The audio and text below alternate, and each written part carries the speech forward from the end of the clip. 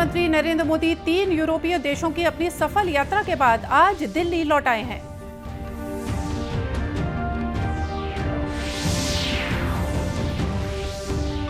केंद्रीय गृह राज्य मंत्री ने कहा कि माओवाद के खात्मे के लिए केंद्र सरकार लगातार प्रयास कर रही है।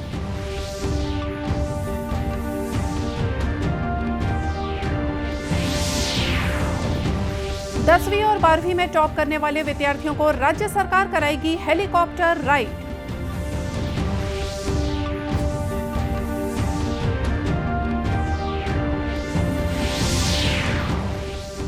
और राज्य सेवा मुख्य परीक्षा 2021 की लिखित परीक्षा मई में होगी आयोजित।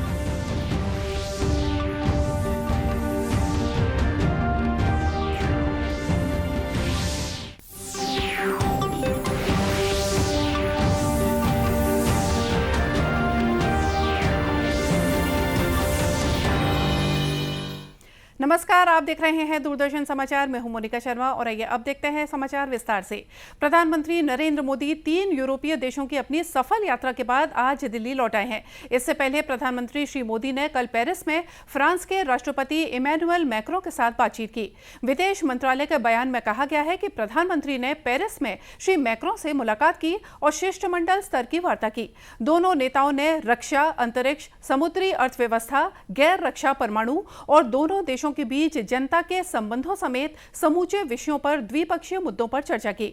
दोनों ने क्षेत्रीय और वैश्विक सुरक्षा परिदृश्य का जायजा लिया और भारत फ्रांस सामरिक भागीदारी को वैश्विक बेहतरी के लिए एक शक्ति बनाने के लिए मिलकर काम करने के तरीकों पर चर्चा की। बातचीत के बाद संयुक्त वक्तव्य जारी किया गया। इससे पहले प्रधानमंत्री श्री मोदी कोपेनहेगन में द्वितीय भारत नॉर्डिक शिखर सम्मेलन से लौटते हुए फ्रांस पहुंचे। श्री मोदी ने एक ट्वीट में कहा कि फ्रांस भारत का सशक्त भागीदार है। दोनों देश विभिन्न क्षेत्रों में सहयोग कर रहे हैं। डेनमार्क यात्रा को उपयोगी बताते हुए प्रधानमंत्री ने कहा कि कोपेनहेगन में उन्होंने कूटनीतिक बैठकों, सांस्कृतिक और व्यावसायिक संपर्कों को बढ़ावा देने और भारतीय समुदाय के साथ मुलाकात जैसे विभिन्न क्षेत्रों के कार्यक्रमों में भाग लिया। द्वितीय भारत नॉर्डिक शिखर सम्मेलन के बारे में प्रधानमंत्री ने कहा कि इस सम्मेलन ने नॉर्डिक देशों के साथ संबंध बढ़ाने के तौर तरीकों पर चर्चा करने का मंच प्रदान किया है। केंद्रीय गृह राज्य मंत्री नित्यानंद राय ने दावा किया है कि माओवादियों का न केवल प्रभाव क्षेत्र सिकुड़ा है बल्कि उनके कैडर भी कम हो गए हैं। फोर्स तभी बल प्रयोग करती है जब माओवादी हमले करते हैं। बीजापुर जिले के दौरे पर आए गृह राज्य मंत्री ने पत्रकारों से चर्चा करते हुए कहा कि माओवाद के खात्मे के लिए केंद्र सरकार द्वारा मुख्य धारा में लौटने वाले माओवादियों के पुनर्वास की योजना बनाई है और राज्य सरकार भी ऐसा ही कर रही है।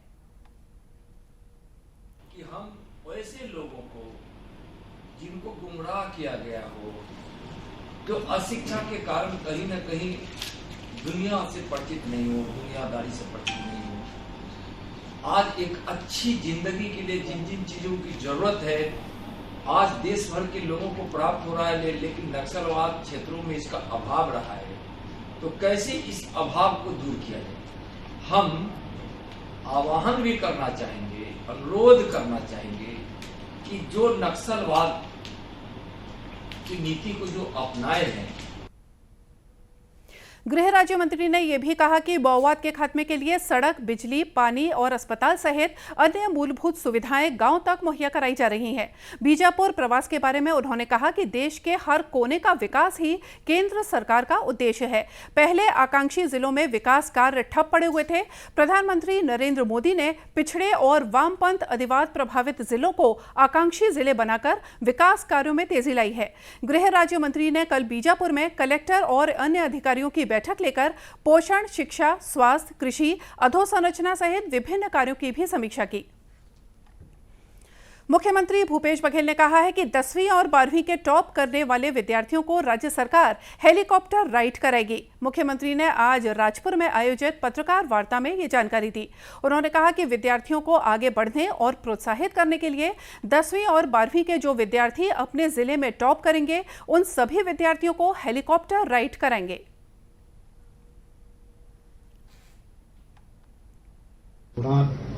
तो बच्चों को आगे बढ़ाने के लिए, प्रोत्साहित करने के लिए 10वीं 12वीं के जो बच्चे जो जिले में टॉप करेंगे उन सब बच्चों को जो अपने अपने जिले में 10वीं और 12वीं में जो टॉप करेंगे उन बच्चों को हेलीकॉप्टर राइड कराएंगे, ताकि अन्य छात्र छात्राएं भी प्रोत्साहित हो और उनके सपनों को उड़ान मिले, उनका सम्मान हो।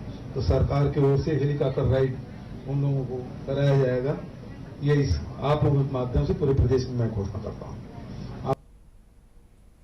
मुख्यमंत्री ने यह भी कहा कि प्रदेश में अब राज्य सरकार गौमूत्र भी खरीदेगी। इसे परिष्कृत कर दवाइयां तैयार की जाएंगी। इससे महिलाओं और ग्रामीणों की आय बढ़ेगी।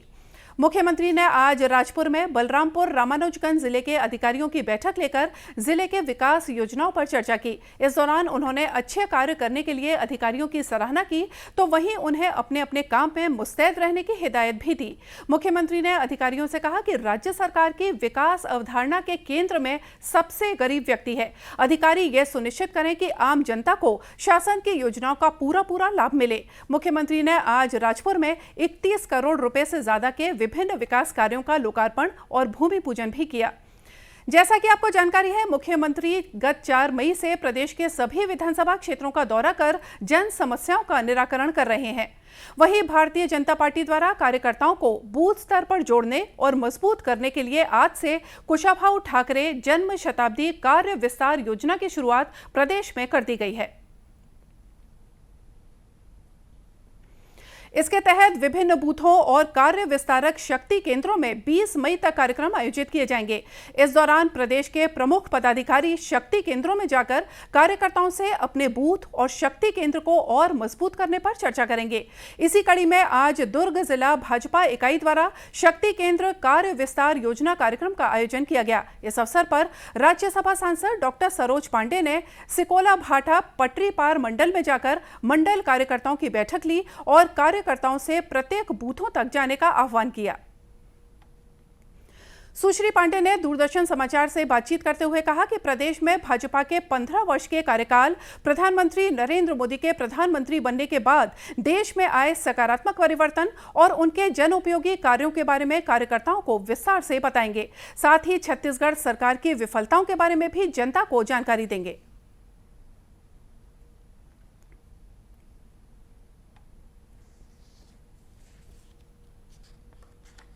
कार्य विस्तार योजना के तहत आज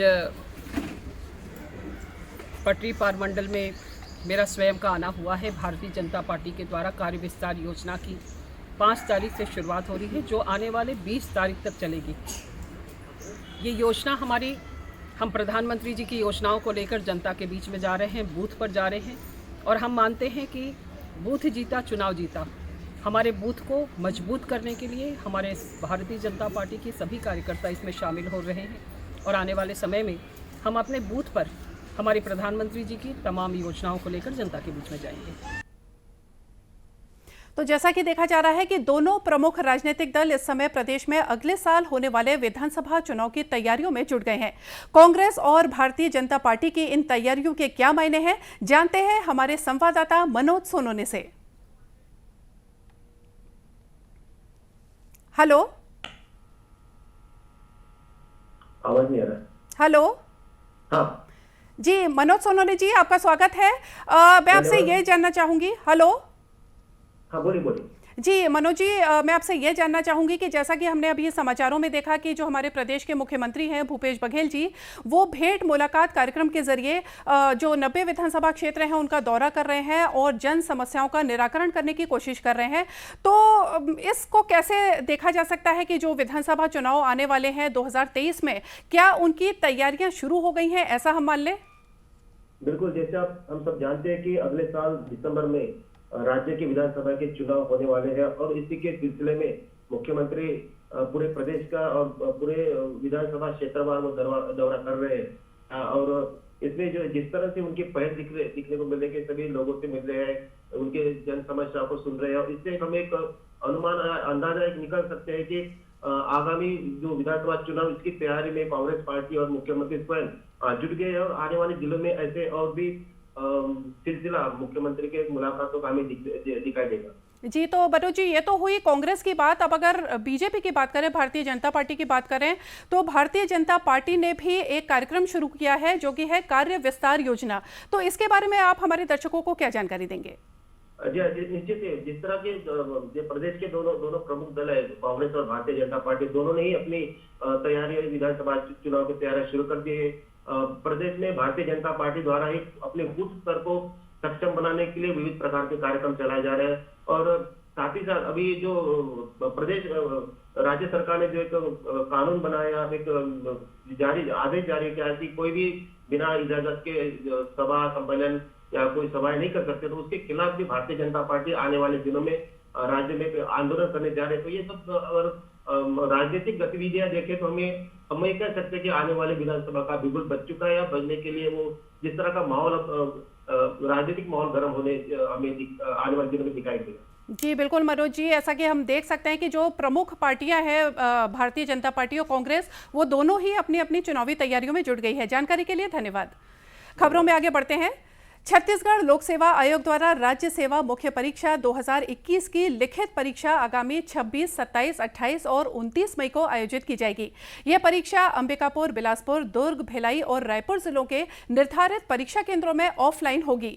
परीक्षा के लिए आयोग द्वारा प्रवेश पत्र 15 मई को जारी किया जाएगा। अभ्यर्थी आयोग की वेबसाइट से प्रवेश पत्र डाउनलोड कर सकते हैं। उल्लेखनीय है कि आयोग द्वारा 31 दिसंबर 2021 को राज्य सेवा परीक्षा 2021 के माध्यम से कुल 171 पदों के लिए विज्ञापन जारी किया गया था। राष्ट्रीय कृमि मुक्ति दिवस पर बच्चों को कृमि मुक्त करने के लिए प्रदेश में अभियान चलाया जा रहा है। 10 मई तक चलने वाले इस अभियान के दौरान 1 से 19 वर्ष आयु के बच्चों को एल्बेंडाजोल की गोली खिलाई जाएगी। इस अभियान के तहत आज गरियाबंद जिले में विभिन्न स्थानों पर बच्चों को एल्बेंडाजोल की गोली खिलाई गई। गरियाबंद जिले के मालगांव में आयोजित कार्यक्रम में जनप्रतिनिधियों ने आंगनबाड़ी के बच्चों को गोली खिलाकर इस अभियान की शुरुआत की। इस अवसर पर विकासखंड चिकित्सा अधिकारी बी बारा ने बताया कि केंद्र सरकार द्वारा साल में 2 बार कृमि मुक्ति दिवस का आयोजन कर 1 साल से 19 साल तक के सभी बच्चों को एल्बेंडाजोल की गोली खिलाई जाती है। इस अभियान में शुरुआती 3 दिन गोली खिलाई जाएगी। उसके बाद 9 और 10 तारीख को छूटे हुए बच्चों की पहचान कर उन्हें भी गोली खिलाई जाएगी। वहीं कबीरधाम जिले में भी 5 मई से 10 मई तक कृमि मुक्ति दिवस मनाया जा रहा है। इस दौरान कबीरधाम जिले में भी 3,68,000 से ज्यादा बच्चों को एल्बेंडाजोल दवा खिलाई जाएगी। सीएमएचओ डॉक्टर सुजॉय मुखर्जी ने बताया कि जिले के सभी लक्षित बच्चों को एल्बेंडाजोल की दवाई खिलाई जाएगी। इनमें आंगनबाड़ी, शालेय और शाला त्यागी बच्चे शामिल हैं। और आइए अब देखते हैं कुछ खबरें जिलों से। रायपुर रेंज के पुलिस महानिरीक्षक ओपी पॉल ने एसएसपी प्रशांत अग्रवाल सहित अन्य अधिकारियों और थाना प्रभारियों की बैठक लेकर कानून व्यवस्था की स्थिति और अपराध पर नियंत्रण के संबंध में समीक्षा की। बैठक में आईजी ने राजधानी रायपुर में चोरी की बढ़ती हुई घटनाओं पर रोक लगाने के लिए तत्काल प्रभावी कदम उठाने के निर्देश पुलिस अधिकारियों को दिए। उन्होंने कहा कि राज्य शासन की प्राथमिकता कानून व्यवस्था स्थापित करने के साथ ही स्मार्ट पुलिसिंग की है।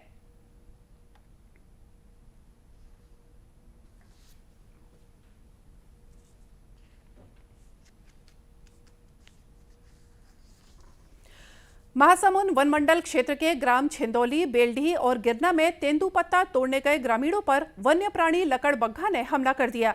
लकड़बग्घे के हमले से 11 ग्रामीण घायल हो गए हैं।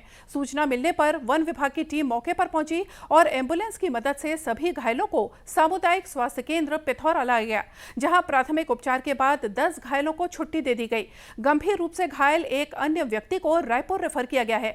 सभी घायलों को वन विभाग द्वारा 500 रुपए की तात्कालिक सहायता राशि दी जा रही है।